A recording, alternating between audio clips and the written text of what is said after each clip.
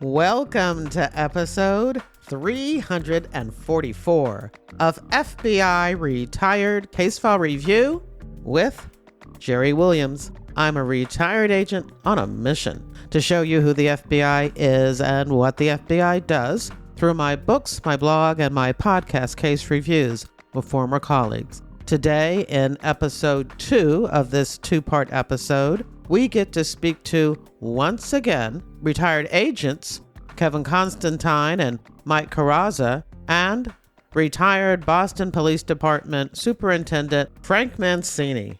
Now, I won't read their bios again because you should have listened to part 1 already. But I want to remind you that Kevin served in the FBI for 21 years, assigned to the Boston Division, and that during his career, he was the primary investigator in several sensitive domestic and international public corruption investigations. Currently, he serves as a project director at Madison Associates, an international law enforcement service where, under a DOJ contract, he is detailed to the FBI's International Corruption Unit at FBI headquarters. Mike served in the FBI for a total of 27 years as a member and later supervisor of the Boston Division's Public Corruption and Civil Rights Squad. He served as program coordinator within the 4-state territory. Currently, he is president of MJC Investigative Consultants in Winchester, Massachusetts. Frank Mancini is a 30-year veteran of the Boston Police Department, where as superintendent, he oversaw and directed more than 350 public corruption investigations. Currently, he's a law enforcement consultant and expert witness for police management operations and internal affairs processes and procedures. Now, before we get to part 2 of the case review, I just want to remind everyone that I'm always looking for fascinating FBI cases to review on this podcast. But most of the time, I find them backwards, meaning I introduce myself to a retired agent and ask them if they're interested in reviewing a case on FBI Retired Case File Review. But the truth is, relying on a mainly hit-and-miss system means that I am missing out on a lot of really great investigations that we need to hear about. The very best cases are those that are recommended to me, either by the case agents themselves or former colleagues who write to me and ask, have you done a case review on this investigation yet? So if you have a suggestion for a fascinating investigation that covers any of the violations the FBI works, please let me know at jerrywilliamsauthor@gmail.com. One last thing, I'm looking for additional audio editing help. Dan, the listener, is still hanging in there, but my other editor has not worked out. I would love to hire another listener. You guys know what I expect. So if you have audio editing experience, let me know if you're interested. I want to welcome new listeners. In your podcast app's description of this episode, you'll find a link to join my reader team where I talk about crime fiction and you can learn all about the FBI in books, TV, and movies. There are also links for where you can buy me a cup of coffee and discover my books, available as ebooks and paperbacks wherever books are sold, and audiobooks on Audible and Spotify. Thank you for your support. Now here's the show. I want to reintroduce my guest, retired agent Kevin Constantine, retired agent Michael Carazza, and retired Boston Police Department Superintendent Frank Mancini. Well, nice to be back with you, Gerry. I think we ended last time where we talked about our first protection detail that transpired in April of 2006, where Polito and Carazza provided protection for 40 kilos of cocaine. At the end of that protection detail, Gerry, the undercover employee, paid Polito $500 per kilo, 25%, which was $5,000, and it was agreed that they would meet in a couple weeks in the Borgata Hotel for the final payment of $15,000. That meeting was set up in April of 2006. Polito traveled to the Borgata Hotel to meet with Big Jack and Gerry in the CW for the final payment for the first protection detail, which was going to be $15,000. and to discuss future business with the drug organization. Yeah, so you want to do the 75% payment Yeah. and then segue into where we go back to the drawing board and create a scenario that will require Polito to enlist Pizarro in addition to Carrasquillo and possibly other Boston police officers, because one of the objectives of the undercover operation was, let's push Polito. Who is he going to call on? What other officers is he going to enlist, rely on? And there was hope. I don't want to speak for Frank, but hope at the end of the day that it was just going to be Polito, Carrasquillo, and Pizarro instead of 10 more officers. We created a scenario where we knew he would have to rely on some people. Through the Title III, through discussions with Gerry, at the end of the day, we came up with a scenario where Polito, Carrasquillo, and Pizarro would all meet the shipment at the New York-Massachusetts border and escort it, shadow it into Boston. We were monitoring the Title III and had comfort as it was leading up to the operation that there were no other officers involved. And that kind of explains why at the end of that undercover operation, the second protection, that was it. We pushed the waters as far as we could. And at the end of the day, it was Polito, Carrasquillo, and Pizarro. Were you relieved, Frank? Yes, we were all relieved, myself and my boss and everybody else in the unit, the ACD unit. Obviously, as I said before, as an organization, we did not want to lose our legitimacy with the public. And I think it would have been a disaster for the Boston police if we produced another 3, 4, 5, or 6 officers. That would have put us in the big leagues for law enforcement corruption historically. So it felt good in a sense that we were arm in arm with the public corruption unit, the FBI, and the U.S. Attorney's Office in uncovering corrupt police officers. We wanted to show the public that we could police our own house, and we were perfectly willing to partner up with federal agencies to do so. That was important after the arrest, when the newspapers in Boston exploded with front page headlines about corrupt cop arrested in Florida and so forth and so on. And I remember talking to John, Mike, and Kevin about this, and the U.S. Attorney also. We wanted to make sure that any public release, any statement made by the U.S. Attorney's Office or the FBI in Boston mentioned the anti-corruption unit, mentioned the Boston police, that we were partners throughout this, and that we were both committed to putting corruption no matter where it was. That was very important to us. As I said before, when we came back from Miami, myself, Buddy, and Charlie, the other 2 officers assigned to the case, we landed at Logan Airport and we called a local police station sergeant to come and pick us up because we didn't have vehicles at the airport. And I still can picture that sergeant walking down when he spots us getting our suitcases with a big smile on his face and handshakes. We were taken to the district station. Everybody was coming out, shaking our hands, walking through headquarters. I mean, we were like rock stars for about a week, that we had taken down these dirty cops. And there was overwhelming support for the anti-corruption division.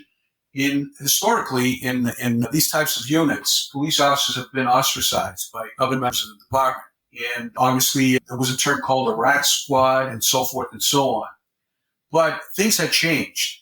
And anytime I posted for an open position in anti-corruption, I would get 20 to 30 sergeants applying for the position, which was unheard of. In prior years, when I first got there, they were lucky if they get 2 or 3 people interested in going to that unit because of the way you were treated if you were part of that unit. But things changed. That was something that the U.S. Attorney's Office and the FBI supported us on. We wanted to show the public that we were all together on this.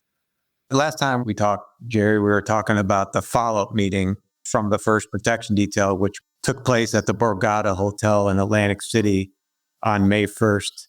At that meeting was Big Jack Garcia, Gerry Bermudez, the other undercover agent, the CW, Mike and I. And as you know, when we're doing these sensitive undercover operations, what is the best evidence? It's not only audio, but it's also video.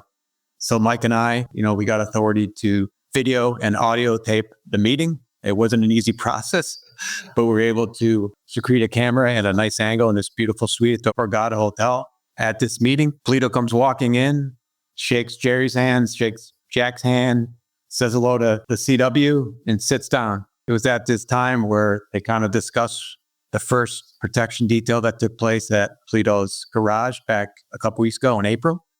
They talk about future deals, but before they get to that point, Big Jack had already taken the remaining $15,000 that was owed to Polito and wound it up in a big round bind and threw it over to Polito. Polito stood up and put it in his pocket. And throughout this meeting, all you could see was this big mound of $15,000 in Polito's pocket.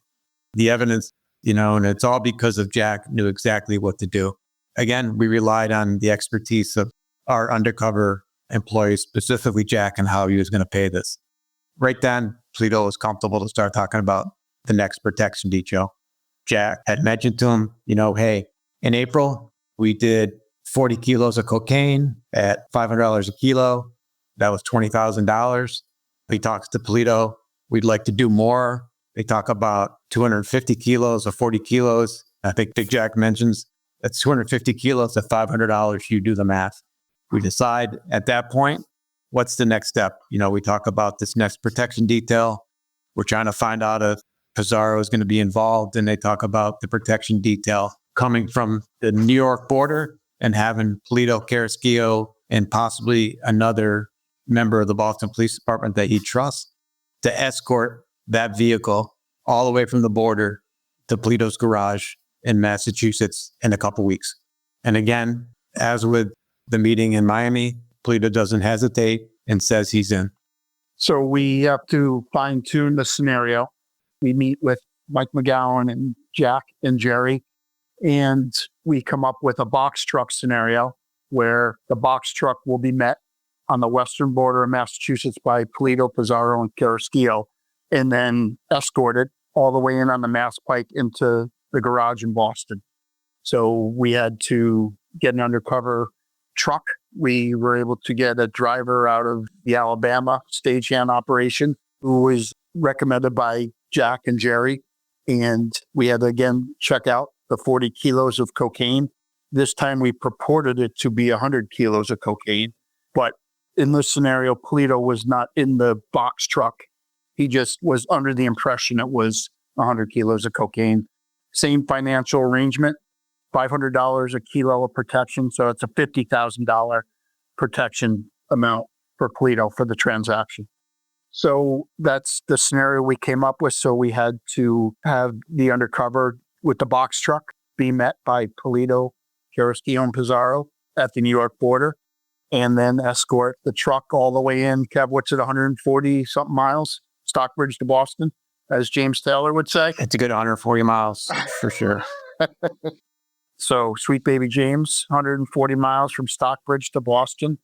And the drug transaction goes off in the garage again. Bikers from Canada, same two fellas, come in, take the product, meet up with agents from our squad, return the cocaine to them to be returned to evidence. So it was not without a couple glitches. If I remember, the truck wouldn't fit under a bridge initially to get to meet Polito. So the undercover agent was very resourceful and got out of the truck and let air out of the tire so it would clear the bridge. And then, is that the protection when Polito's radio went off? That is. It is. He accidentally hit his emergency button on his police radio during the drug transaction. And did anybody respond to that? Polito was able to call and cancel. Wow. Yeah. The way we had arranged it, they would get the 25, it would go to Polito. Polito could distribute it to Carrasquillo and Pizarro, 25% up front. And then we had proposed to have Polito and crew come down to Miami, South Beach for the 75% payment, which they agreed to, and to discuss, importantly, future transactions, future business.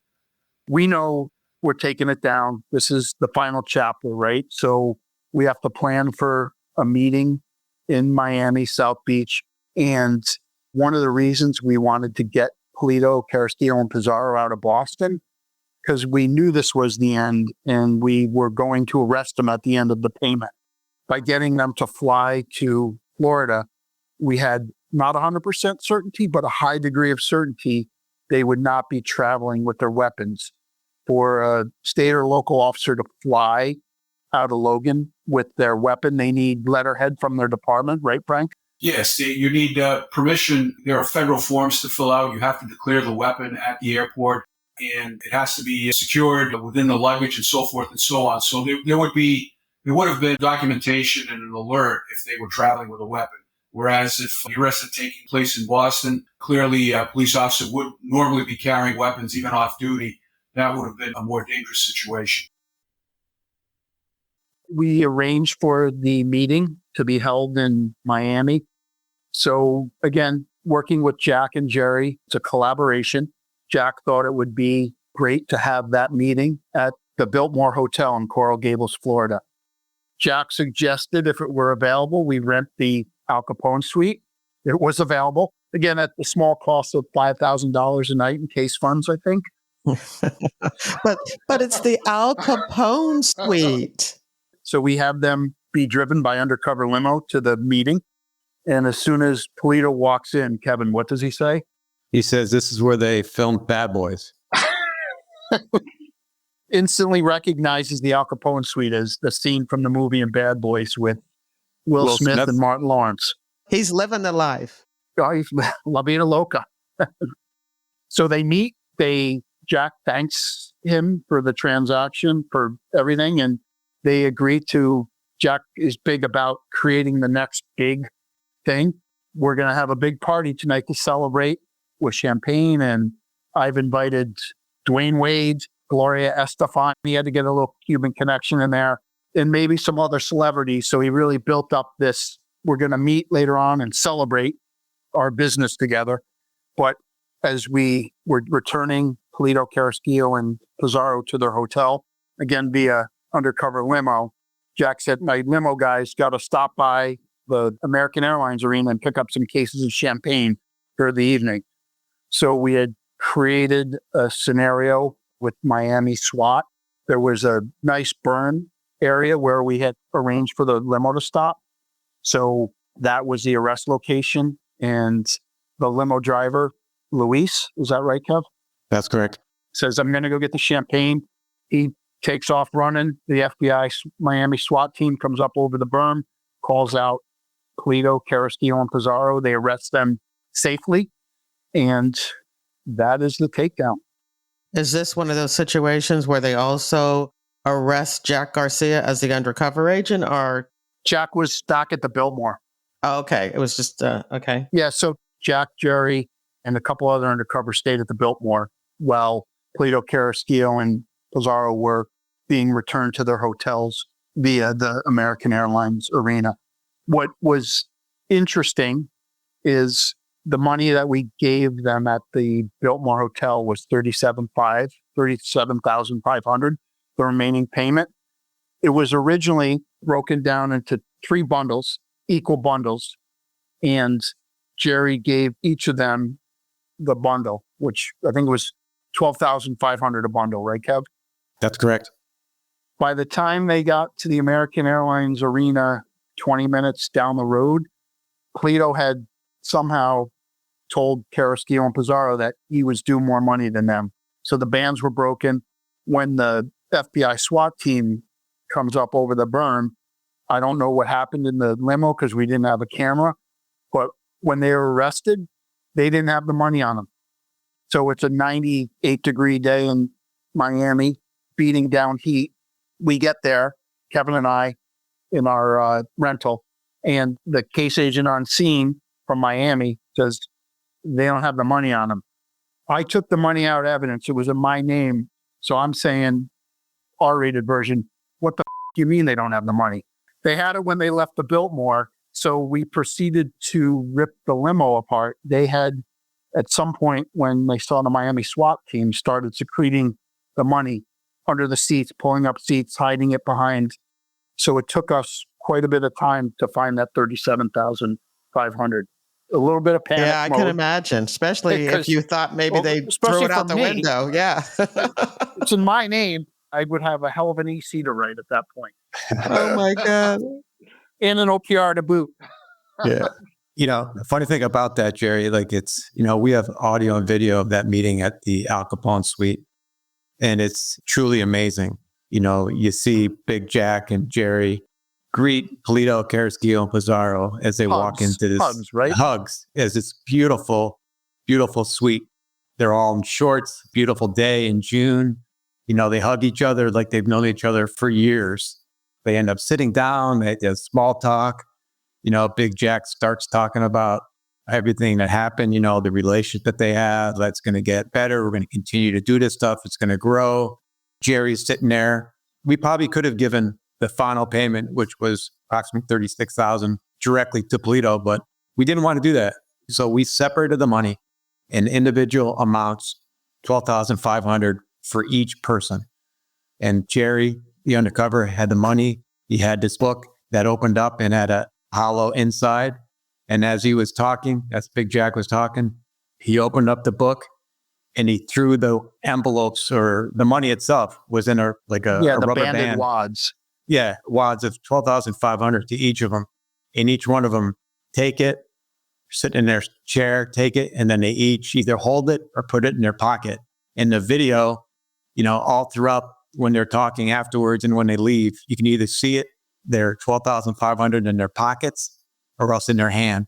It was quite haunting, to be honest with you. And there was no cause for concern whatsoever that they were dealing with drug dealers from Miami. They were excited to go party with the Canseco brothers. Oh, I forgot Ozzy and Jose. And Gloria Estefan later on that night. And D-Wade. Yeah, they were so excited. They had no idea that those individuals had no idea who they were and that they were not going to any party that undercover agent Jack Garcia was throwing.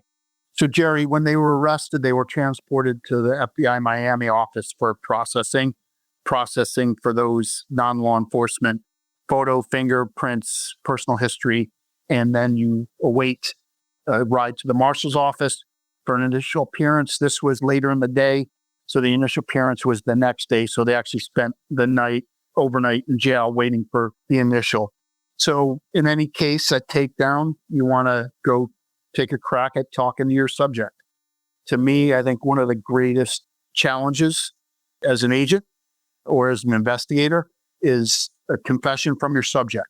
To me, it's a skill that is developed over your career.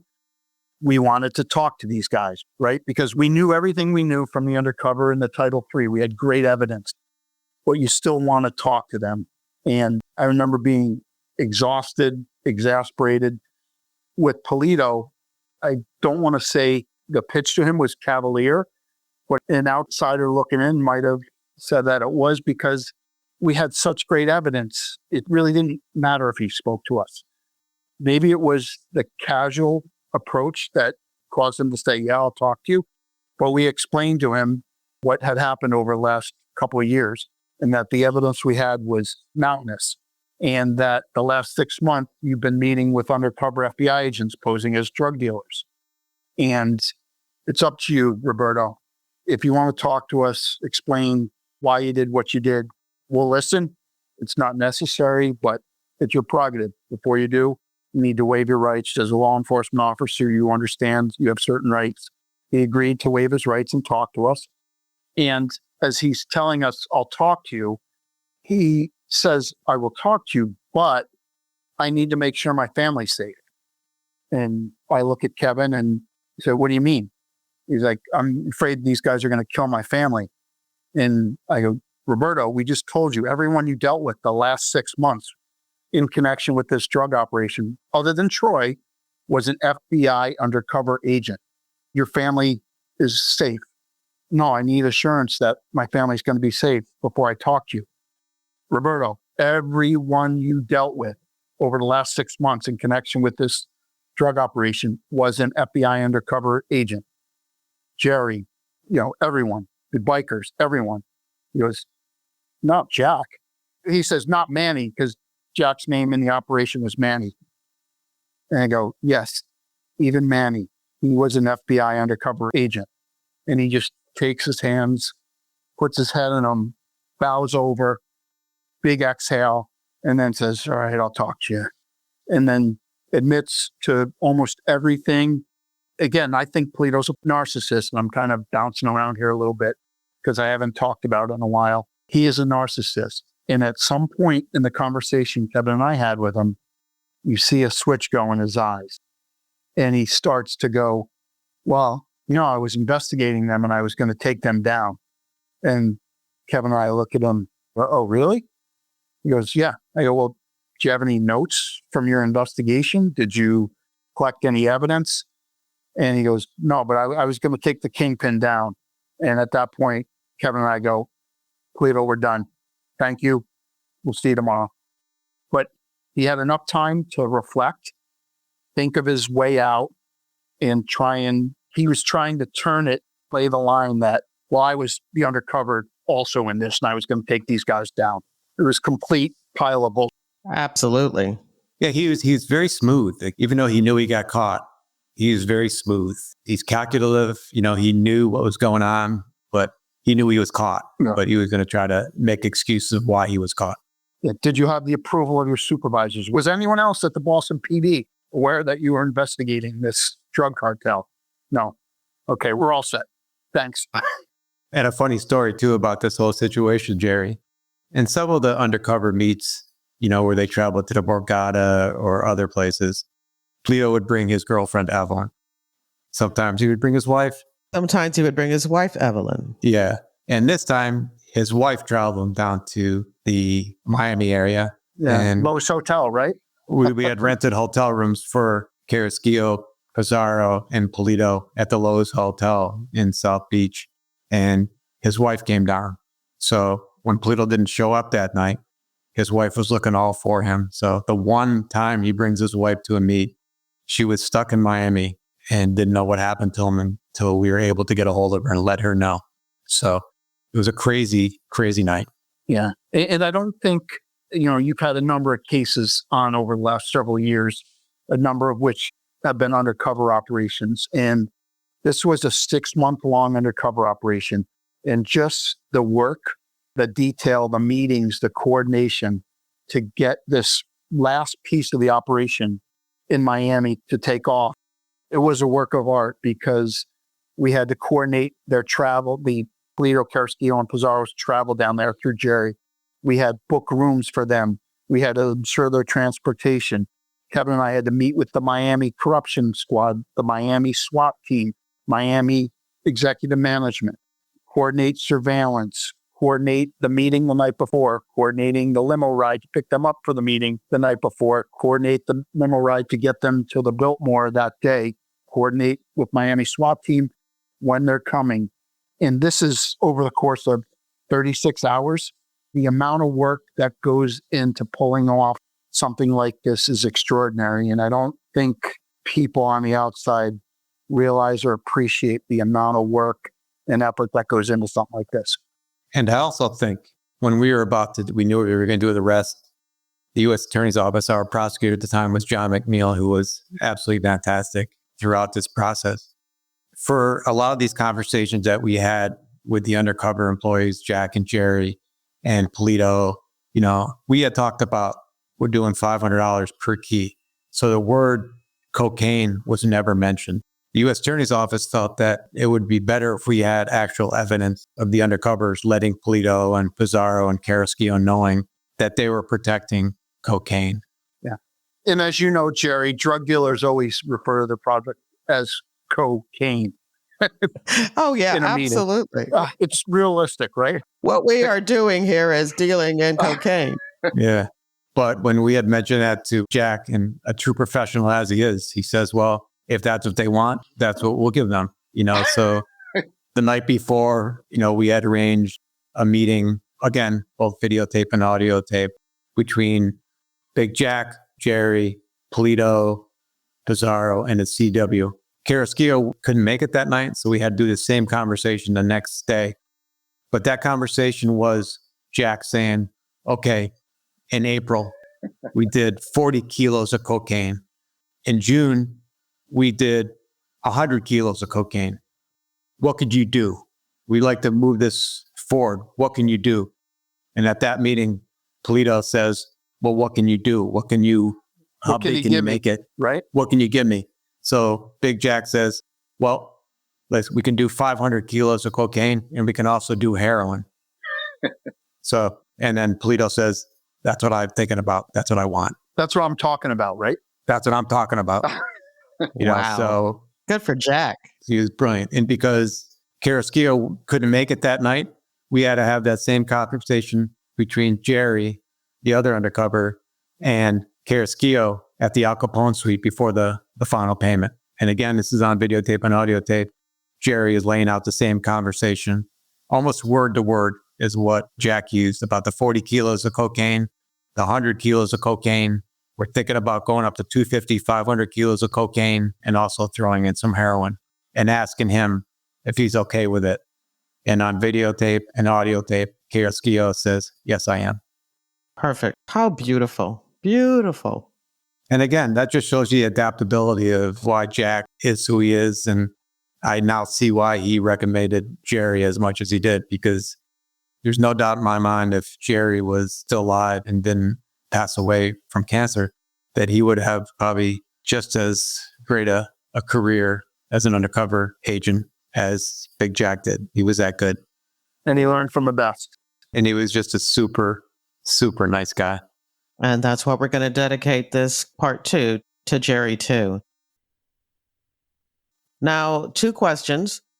Did the other 2 cooperate at the time? And Frank, were you there?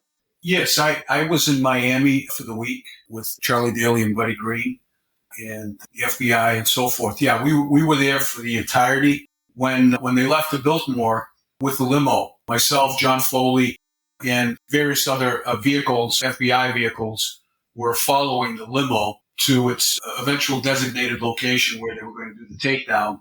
And I remember it was a lot of traffic. And when the takedown occurred, I remember walking up to Polito, who was in handcuffs and was sitting on the ground. And he seemed very bloated. We knew he was taking steroids. So I went within 5 feet of him. I remember looking at him, and he looked up at me. I said, "You know who I am?" And he says, "Yeah, I do." And he just put his head down in complete shame and embarrassment. And at that point, I take out my cell phone and I call my boss back in Boston and tell him that the arrest has been done.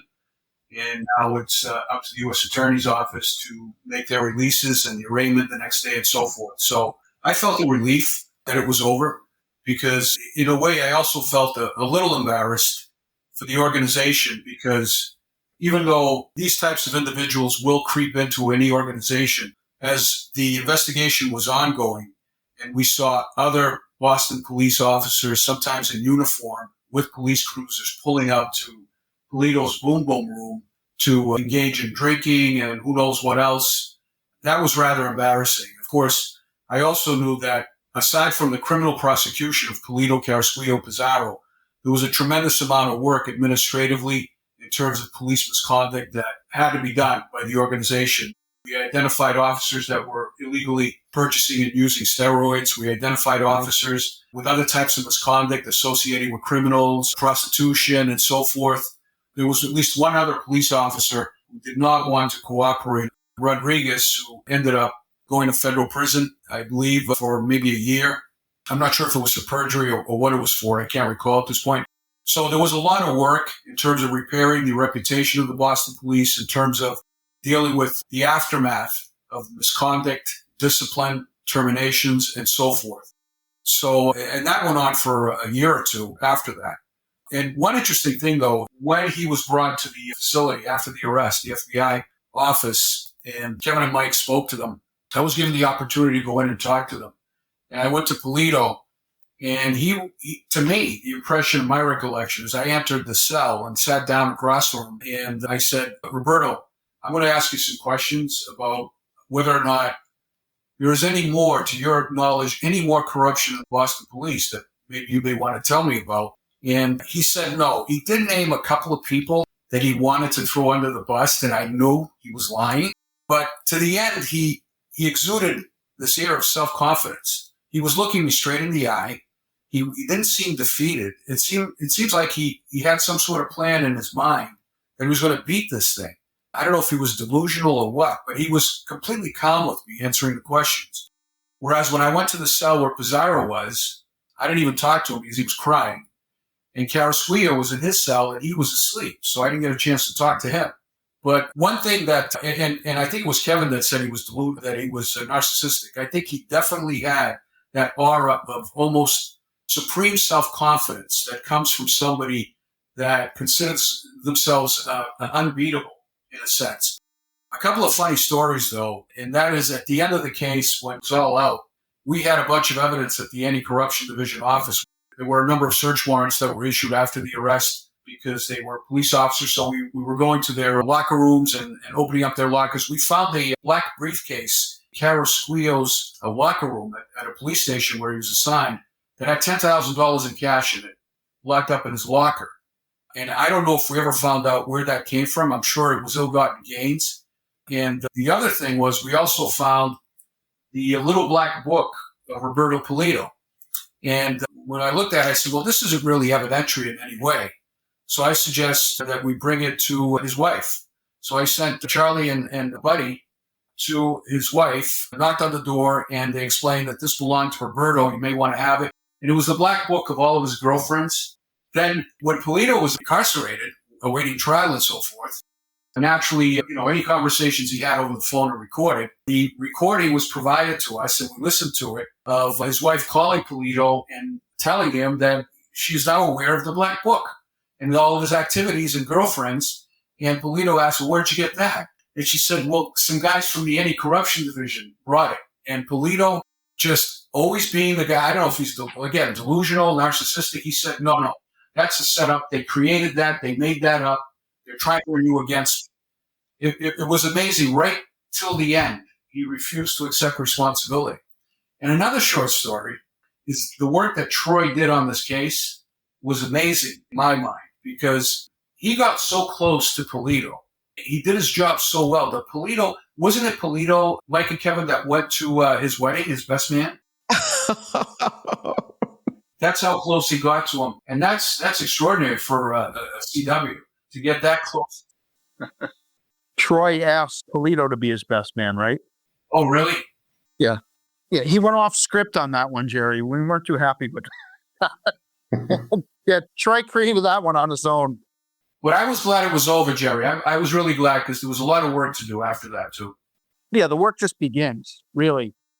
As much as we worked the 3 years, in some sad way, the work just begins at that point. All right. So why don't we go ahead and talk about the charges, the who cooperated, the trial, and, what happened at the very, very end with the sentencing. Yeah, so they were arrested in June of 2006. So we had to get them back to Boston. They got arrested. They were held in Miami for a while. They eventually made their way back to the District of Massachusetts. We were preparing for trial, which was going to be in November of 2007. That was the date that was set. About a couple months before trial, Pizarro pled guilty. I think the day of the trial, Nelson Carazza pled guilty, didn't plead guilty until the day of the trial. The trial was set for November. At that time, I was at FBI headquarters in the public corruption unit. I came back, actually stayed with Mike and his family, for the trial. I was on the stand for probably a day and a half, and we probably got through, 1/10 of the evidence. We started talking about the history of the case, how it started. We started going through some of the tapes with the identity theft, started talking about the boom boom room. And at the end of the day, that is when Pulido decided to plead guilty. So I was never cross-examined, but the evidence, we didn't even get to the undercover operation. We didn't even get there. Didn't need to. He had seen enough. He tapped out. And what about the other two police officers? As I said before, they both pled guilty before trial. Pizarro got, I believe it was 13 years in his sentencing. Carazza got 18 years. And Pulido ended up getting a 26-year sentence. Were there any other people involved in this investigation that also were charged and sentenced? There are numerous people that were investigated and charged in this case. Why don't you just talk about Michael West? That's the one that you have here. Oh, yeah. Mike, you want to talk about him since you testified for him? Yeah, as Kevin indicated, there were upwards of 20 people charged and convicted in the case. No other Boston police officers other than Edgardo Rodriguez, if I'm correct. But there were other people that Troy did transactions with, the identity theft ring, the boom boom party activity. One of those individuals was Matt West, who Troy ended up buying cocaine from twice at the parties at Plato's Garage. So unfortunately for him, he had a prior drug conviction. So he ended up being designated a career criminal. And I believe he got a 15-year minimum mandatory sentence on, was it 3 8-balls of cocaine, Kev? That's right about right. It was a really low amount of cocaine, but due to sentencing guidelines, he really got whacked. He ended up confessing to Kevin and I about the activity. And one anecdote during his trial, I was testifying about the confession and introducing the evidence, the video and audio from Troy. And for whatever reason during the trial, as the prosecutor, John McNeil, is playing the video, Troy says to Matt, "That's 125 apiece, right?" The tape starts skipping and you hear 8 or 10 times the hand-to-hand transaction. Troy saying, "That's $125 a piece, right? That's $125 a piece, right?" So I'm up there going, oh my God, this is crazy. Matt West's attorney, Tim Flaherty, he's turning bright red, stands up to object, and then it stops skipping. So just a funny trial anecdote, things that you don't really expect to ever happen ended up happening. Divine intervention. Yeah, perhaps. So he was convicted and, like I said, 15-year sentence for a really low amount of drug transaction. Another short story too there, Gerry. It was probably about a year after the trial. I'm sitting at my desk in FBI Boston, and I end up getting a letter sent to me. I open up the letter, and it was from Roberto Polito that he had sent me a letter from jail.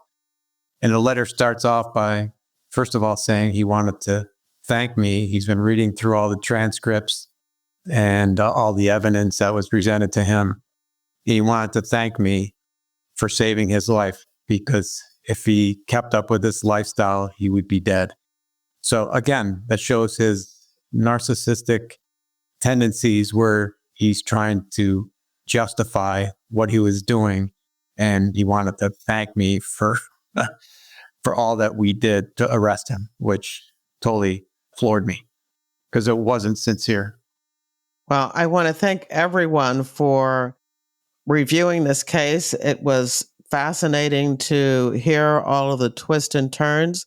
Mike, do you have any closing words to say as we wrap this up? I said it in the beginning, but I just want to emphasize again that the opportunity to work this case with Kevin, who's my best friend, and I was the best man at his wedding this past summer, and to work with people like John Foley, Jack Garcia, Gerry, Mike McGowan, all the agents on C1, the Boston FBI Public Corruption Squad, and all the people that helped us out, but also to work with someone like Frank and his anti-corruption division unit on something like this. It was a pleasure. It was the highlight of my career.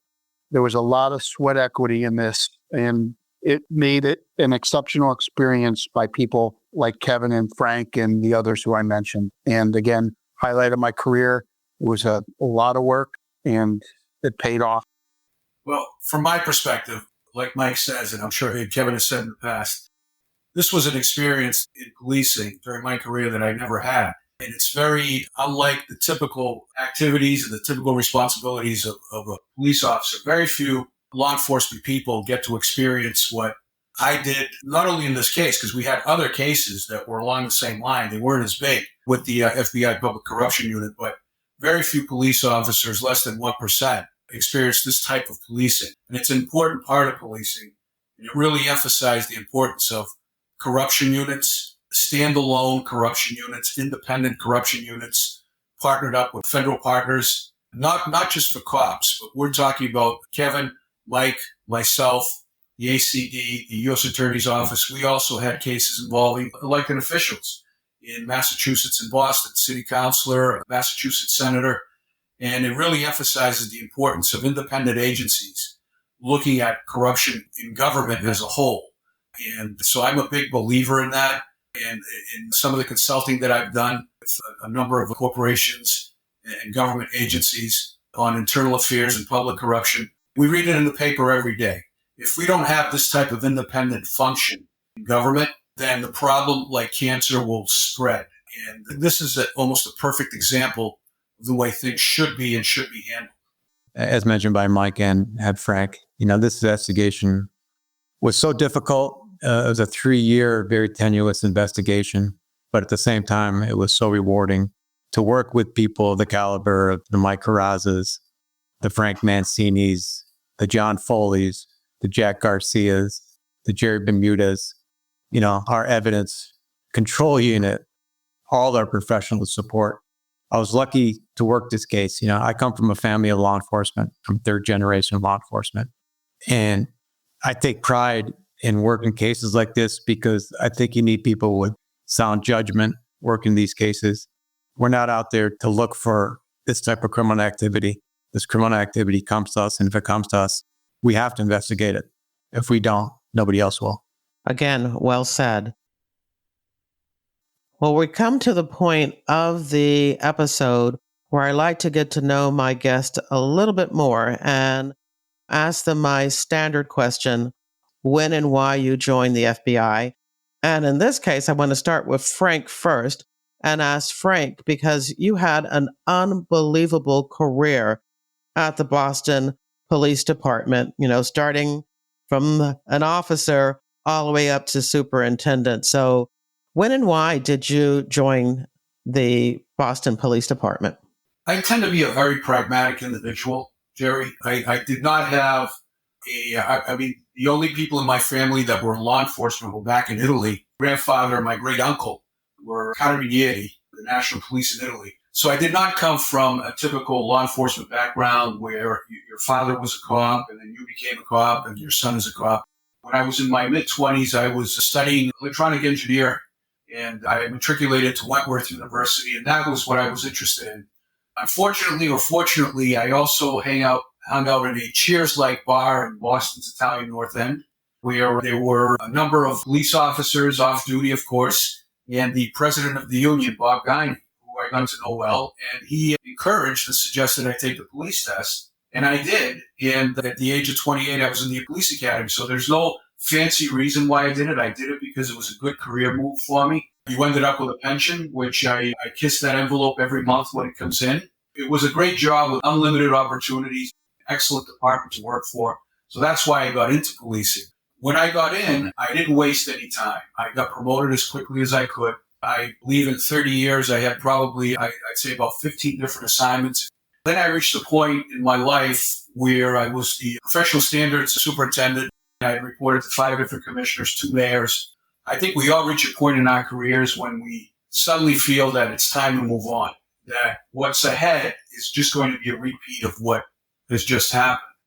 So I left after 30 years and wanted to pursue my doctorate. I eventually achieved that, wanted to go into teaching and consulting. I'm doing that now. I didn't want to wait and get old behind the desk, as I saw so many other people do.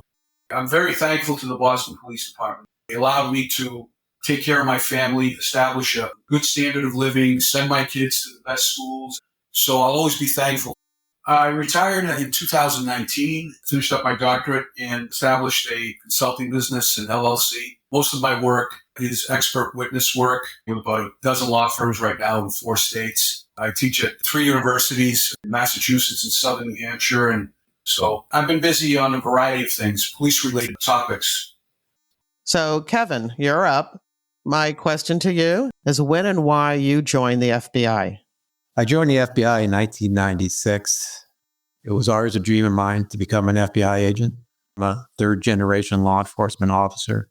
My grandfather, Robert Cryan, and his son, Frank Cryan, were both FBI agents. My grandfather was my idol growing up. I just loved everything about him. My dad, who has since passed, was a former Erie County sheriff who ended up working his way, eventually become a New York State trooper and working his way up to become the head of the New York State Police. And then eventually being nominated by then President Clinton to become the head of the Drug Enforcement Agency. My dad was just an amazing law enforcement mind, taught me a lot, and he had always wanted me to join the FBI. He didn't want me to be a police officer. He saw something in me ever since I was a kid, that he thought that I would be a good FBI agent. And I'm glad he had that thought and had that inspiration. My brother Tom is a law enforcement officer, highly decorated law enforcement back home in upstate New York, and now the head of security at Union College, another idol of mine. I have 2 young nephews that are on the police force back in Schenectady, New York. So I don't know. I lived a dream in the FBI. I came in when I was 32, 33 years old. And before I knew it, my career came to an end about 7 years ago as an agent. And I miss it every day. I can't tell you how much fun I had in those 22 years. And a lot of it's because who you work with and who you meet. Being able to work with Mike and John Foley and other members of the Boston division, and to work with somebody like Frank Mancini, and to be able to call him a friend is something I could never imagine. When did you retire and what are you doing now? I currently work for Madison Associates, which is an international law enforcement consulting group, and I'm a project director with them. I've been with them since 2017, and moved from Boston and live in Washington, D.C. What about you, Mike? When and why did you join the FBI? The why is probably not the normal why answer. I watched Get Smart as a kid, and it kind of drew my attention to being a government agent. Followed that up with The Greatest American Hero with Bill Culp as the FBI agent. And the two of those things sparked my interest. Obviously, I had no idea as a teenager in high school really what the FBI was. That fortuitously coincided with a friend of mine that I played baseball with. His father was an agent in the Albany, New York office, and was able to have a chat with him about the FBI. He really enlightened me what the various areas of responsibility and investigative matters the FBI covers. As a person who's really good in math, I saw that as an opportunity to take accounting in college and hopefully use that as a path to the FBI. So the why is not normal with Get Smart. In fact, I said that in my FBI interview and it drew laughs in the panel. In college, I was working at a gym full time, and I was in my junior year, and that just happened to coincide with an ASAC in the Albany office joining the gym. He was a CPA. He asked me one day when I was working the gym if I knew any accounting majors that wanted a job. I told him I was an accounting major, and he gave me his card and told me to come see him. I did, and in my junior year of college, I became a financial analyst, which is now referred to as a forensic accountant. So junior, senior year in college, and then my first year out of college, I was actually a forensic accountant for the FBI in Albany, took the agent's exam, and was lucky enough to go to Quantico at the age of 23. Wow, that's really interesting. Many people use accounting to get into the Bureau and then do something totally different. But you did spend most of your time working white-collar crime and corruption type cases. Yes, absolutely. What was nice as a new agent, I had worked white-collar cases, the old 29 BF&Es and 196s, mail fraud and wire fraud, as a forensic accountant. So I was really able to hit the ground running as a 23-year-old agent on a white-collar squad. That was definitely an advantage to get some successes and experience as a young agent. Most of the time in Boston, which my whole 30 plus years was in Boston, I worked either white collar or corruption. And as you know, corruption is part of the white collar program. For a few years, I did work violent crimes and fugitives, and was lucky enough for about 5 years to be the case agent on the Whitey Bulger top 10 fugitive case, and was part of the team that was awarded for his apprehension with the Attorney General's Award in 2012 or 13. You actually spent the last few years of your FBI career as the supervisor of the corruption squad. Yes, 2 stints as acting and then permanent before I retired. All right, so when did you retire and what are you doing now?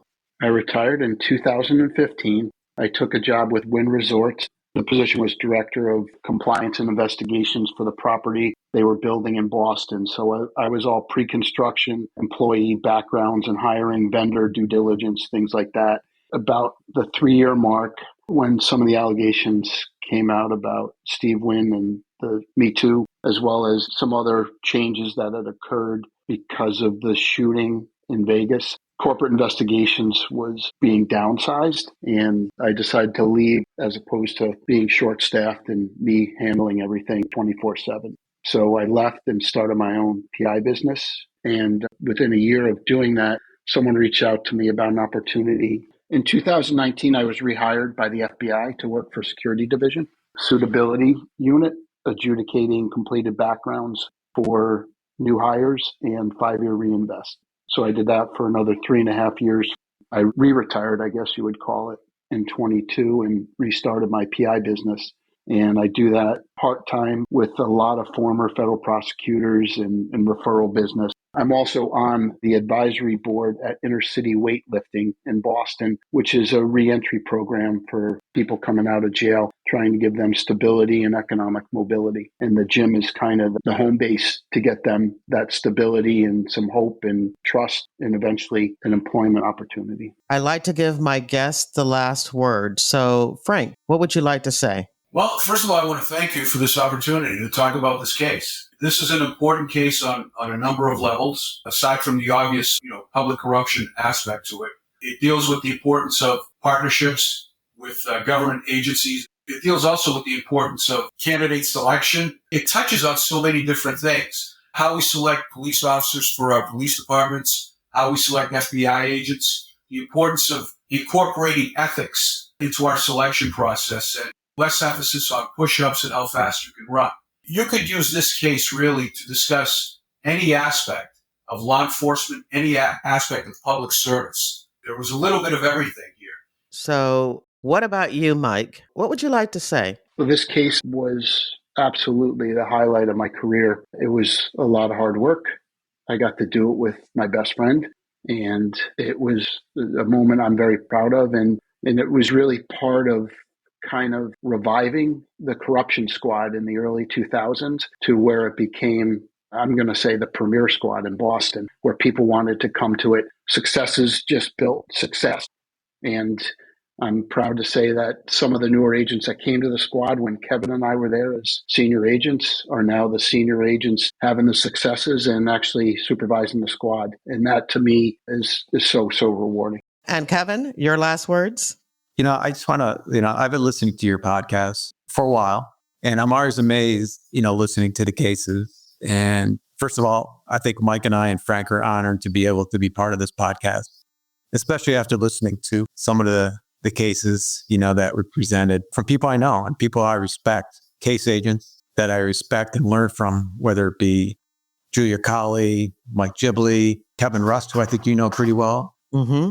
And Mario Tirici, who I've known. And funny story, Mario Tirici's brother was the supervisor of the public corruption squad in Miami when we were doing this investigation back in 2006. So, and I've got to know Mario over the years. And I'd be remiss without saying that your man, your Forrest Gump, Jack Garcia, he's more than just a legend. He's somebody I truly admire, and I'm honored to be a friend of his. And that's the end of part 2 of this 2-part episode. In your podcast app's description of this episode, you'll find a link to the show notes at jerrywilliams.com, where you'll find photos of Kevin, Mike, and Frank, and a little longer bios for them. You'll also find news articles about this Boston police corruption case and related images. There are also links to more FBI retired case file review episodes featuring police corruption investigations. I hope you enjoyed the interview and that you'll share it with your friends, family, and associates. You can show me just how much you liked it by buying me a coffee. There's a link in your podcast app's description of this episode, or you can visit jerrywilliams.com and tap on the little coffee cup icon in the bottom right-hand corner of my website. Don't forget to follow FBI Retired Case File Review on your favorite podcast app. Now, this podcast is all about true crime, but if you're also interested in crime fiction, once a month via my reader team email, I keep you up to date on the FBI and books, TV, and movies. When you join my reader team, you get access to my FBI reading resource, a colorful list of more than 70 books, about the FBI written by FBI agents who have been guests on this podcast. There's nonfiction, crime fiction, true crime, and memoirs. You'll also get my FBI reality checklist where I debunk 20 cliches about the FBI and receive news about what I'm up to and about my FBI nonfiction and crime fiction books.